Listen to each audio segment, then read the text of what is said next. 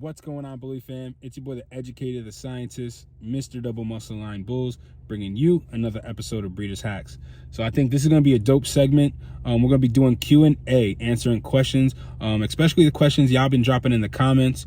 I'm going to get to all of those because I know I ain't been the best with answering them on YouTube. So I think this is going to be helpful to you, helpful to people that maybe didn't have these questions, but may come across these questions, things like that. So stay tuned.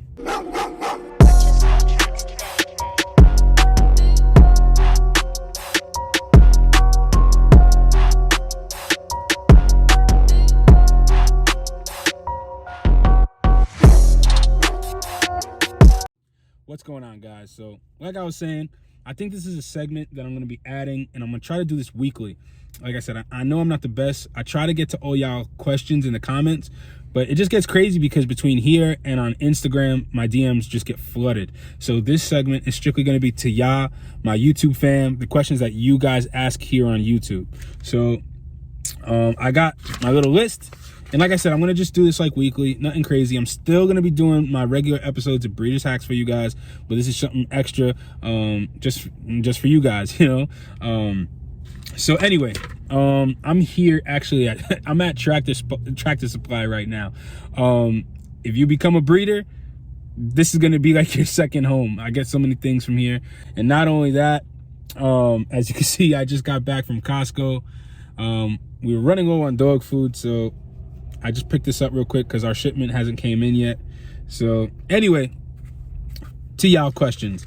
And I got the names of y'all too, so shout out to y'all that asked the questions. Anyway, the first question is from Becky MC, and she says, where to buy the Parvo and Giardia snap test?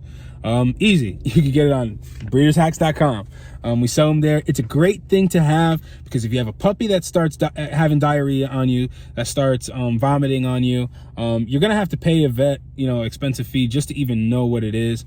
And I mean, now, especially the things that I've been learning now that I did say in a past episode, you could use like metronidazole to treat Giardia. There's other antibiotics that are even better now. I've been hearing a lot, fendobendazole, things like that. Anyway, what I'm just getting at is with Giardia and Parvo, you treat them differently. So what I would use to treat Giardia, I wouldn't use for Parvo. And if you don't know which is which, you could be treating the wrong thing. And ultimately, that's not good for your puppies, especially like Parvo is life-threatening. So for the person that wants to test for themselves, that is prepared to, treat the dog themselves, I would say having the snap test is great. Even if you're not going to treat the dog yourself, it's great to know, because if you find out that it's Parvo, you got to get to the vet like ASAP. If you're not going to treat the Parvo yourself. So anyway, yeah, breedershacks.com. I went on a tangent, but that answers your question. Little Lionel Jr. said, can I give my kids cephalexin to my dogs if they got a UTI or bladder infection? This is what I would say to little Lionel Jr. I would look at what the ingredients are on the cephalexin, because for kids, they usually got like flavoring and all this kind of extra additive crap so that the kids will want to take the cephalexin, because cephalexin by itself tastes gross as hell. So I would say look at the ingredients. If it just has like the cephalexin or whatever the other ingredients are, I'm big on like looking at what the ingredients are. So do a Google search and just make sure that it's not harmful to your dogs. You're not putting any kind of toxins into your dogs. So that's what I would do. Or you can pay the extra $60, go to the vet, they'll evaluate the dog, and then you pay for whatever for the antibiotics. Those are two things you could do. If it was an emergency, like I said, I would look at the ingredients. That's just me. I would do the first thing that I said. Anyway, next question. Code Red, he said, give me an estimate on how much you have to make a year if you have 2 dogs. And that was from the question, the episode, if you should turn your dog breeding program into an LLC. If you have just 2 dogs, here's the thing, like, if you have just 2 dogs, what if the breedings don't take?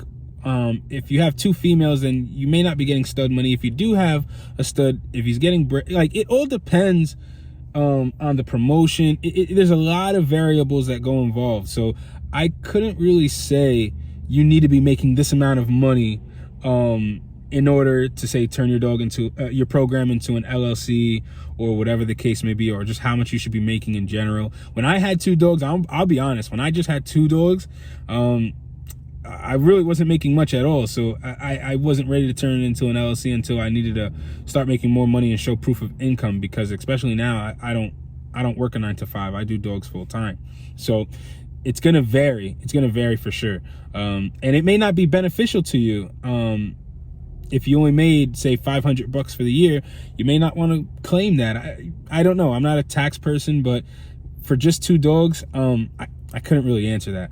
So the next question, Icy and Elsa on at IG. That's what their name says.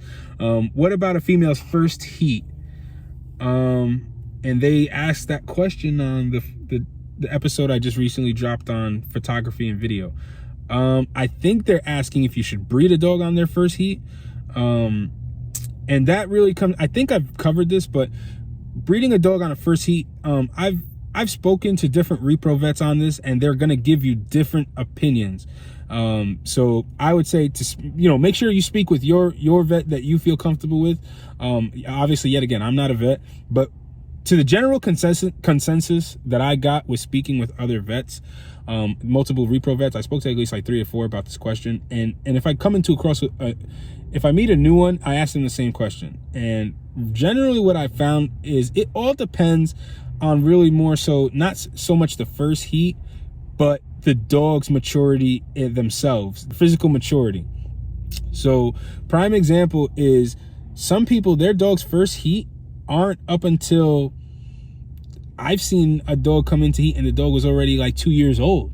So it depends on the age of the dog as well. If the dog is 6 months, 8 months, 9 months, I'm not going to breed on the first heat, obviously.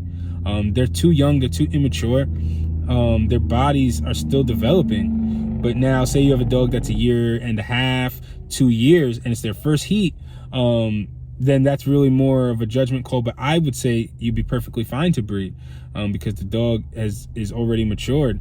And a lot of people don't realize as well too, sometimes the females have gone through their first heat. You just don't know it, because some females, they'll leave like a drop, and even that drop that they leave for a day or 2, they'll lick it right up. So if you're busy working, doing the day-to-day, whatever the case may be, you may not even have seen that first heat. So I go more so based off of age and maturity than I do, the first heat. So hopefully that answers your question. Jared Fitzgerald, he said, where do you buy Heat Shot? Heat Shot, you can get that from Canine Pharmacy Direct. You can also go to where I'm at right now, Tractor Supply. I believe they sell PG 600 here. Like I said, I'm not crazy about using PG 600 because I think that's a little bit more harsh on your females, but you can get it there. I think it's like $20, whatever. So hopefully that answers your question. Tyrese Blair said, do you have to use oxygen tank for incubator, or can I use without?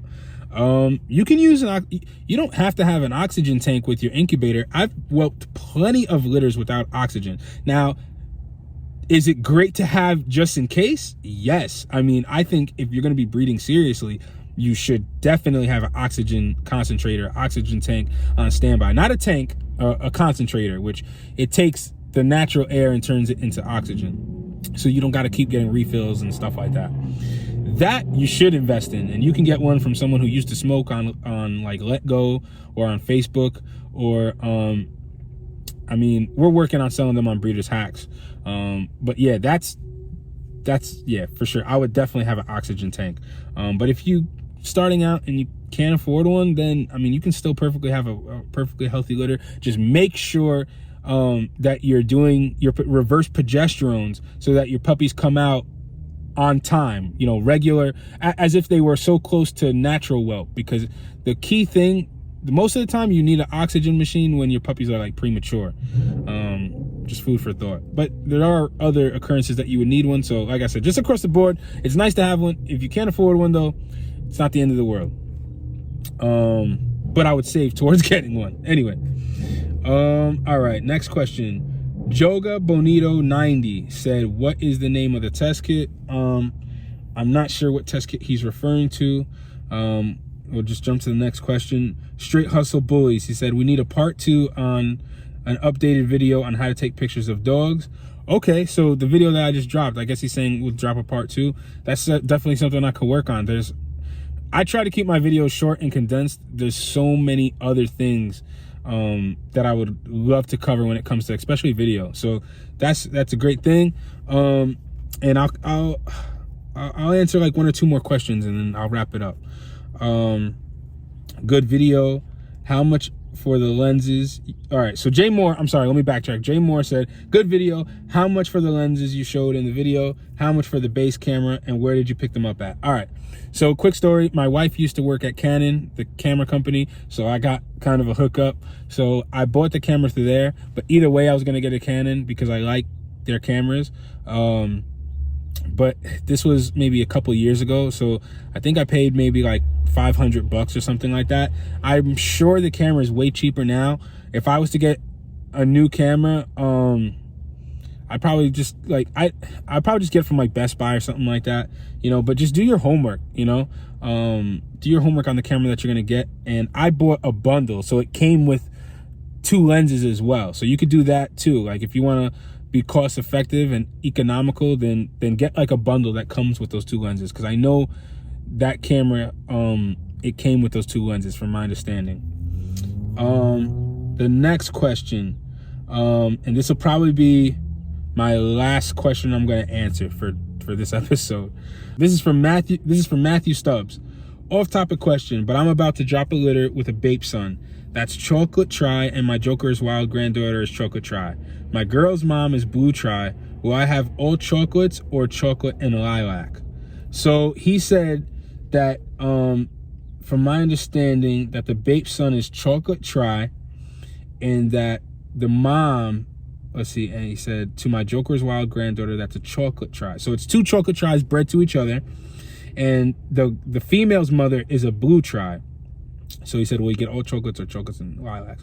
So if the male is a bape son, that means he's a carrier, because bape is a lilac dog.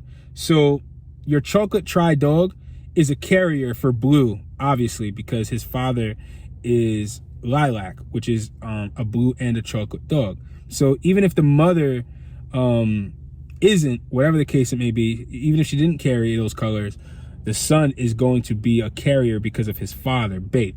So now you're saying the mother the mother to this breeding is a chocolate tri as well, but her mother is blue, and we don't know what the father is. But if they're both chocolate tris and they both are carriers of blue, then you should get chocolates, you should get blues, you should get lilacs, and you should get tris in all 3 of those colors. You should get chocolate tris, blue tris, lilac tris, in all 3 of those colors. So that's what you would get based off of the information that you gave me, because the father is a lilac.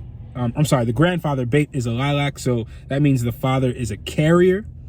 And because the mother is a chocolate tri and her mother is a blue, that means that she's a carrier of not only chocolate because she's visually chocolate, but her mother is a blue, which means she's a visual blue, which means the mother of this breeding, of this litter, is a carrier for blue, and she can produce chocolate and blue.